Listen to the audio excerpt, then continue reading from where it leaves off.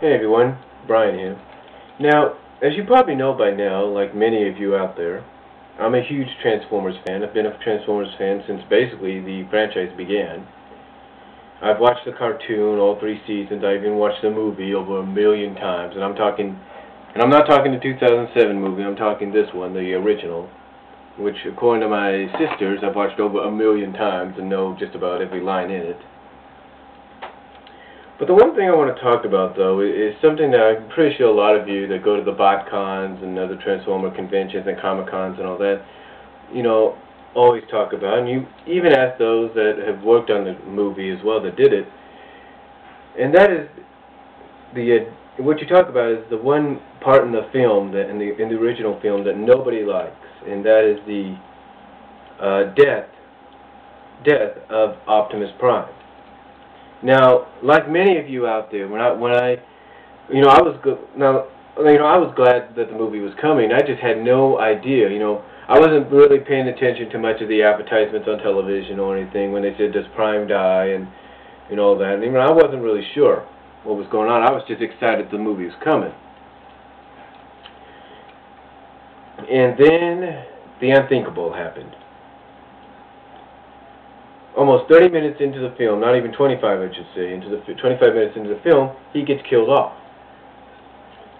Now, I didn't really see this coming, even though I was surprised a little bit that the other Transformers that I'd grown up with, like Prowl, Brawn, Ratchet, and Ironhide were killed in almost like the first, 5, 6, 7 minutes. I didn't expect Prime to get killed off, but apparently, from what we've heard, it's because it was part of the toy line that was being discontinued.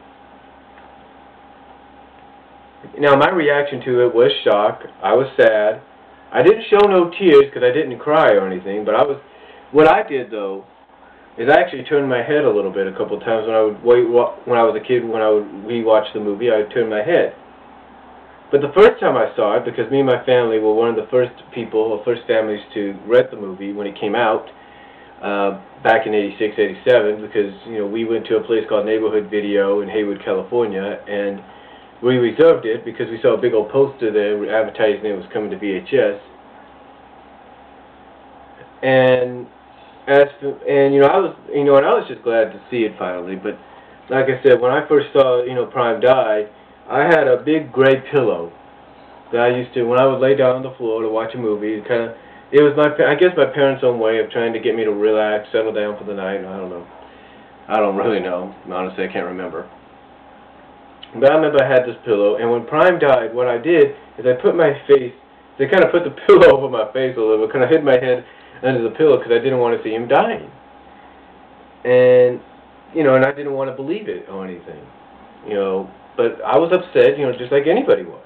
I was upset that this hero, that, a lot of kids my age, I was about 7 years old. I just turned 7 when the movie came to theaters, and I was still 7 when it came to VHS. But a lot of fans my age looked up to him as a hero. And to have him killed off in the movie was, well, to a lot of us, and even though I couldn't really swear because I was young at the time, was bullshit. It was absolute bullshit that he was killed off. But fortunately, Hasbro, I think, heard the cry, if you will. Hasbro, along with Sunbow and Marvel and everyone that worked on the series, kind of heard the cry a little bit and the reaction for what happened in the movie, that they decided they were going to bring him back in the final, I think, 5 episodes of the original G1 series. Now, they brought him back before this, actually not the final 5, the final 6 episodes in G1. Now, originally, I don't know if they were originally just going to bring him back as a zombie, then kill him off again or what, but I think when they brought him back in Return of Optimus Prime and Rebirth, like I said, it's because they heard the cries of fans. I mean, even parents who took their kids, from what I understand, to the theaters to go see the film were upset about this. And anytime they would go to a BotCon or a convention that had the likes of a Flint Dille there, or a Susan Blue, or Jay Bacall, or Tom Griffin, they would look them, or Nelson Shin. I know that not just kids, but parents who took their kids when they were little would go up to them and say and ask, why did you do what you did? Why did you kill off Optimus Prime? But fortunately, like I said, they must have heard the cries to bring him back full time instead of just one episode, which was Dark Awakening. So, but yeah, he came back, and I'm glad about it. I was glad about it. I was happy about it.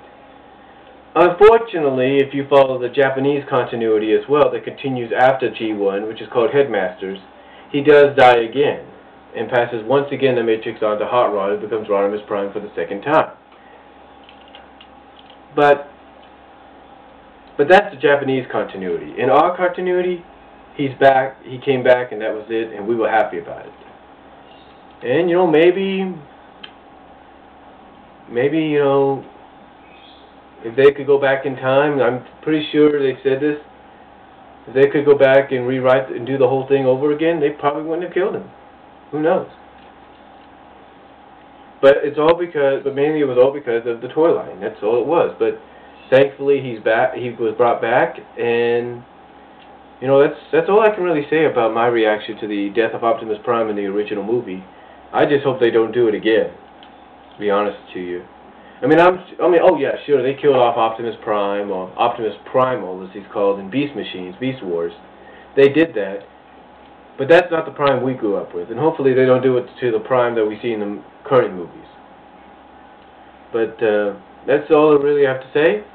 I hope you enjoyed this. If you've got any comments and wanted to tell me about your own reactions, just let me know. Peace.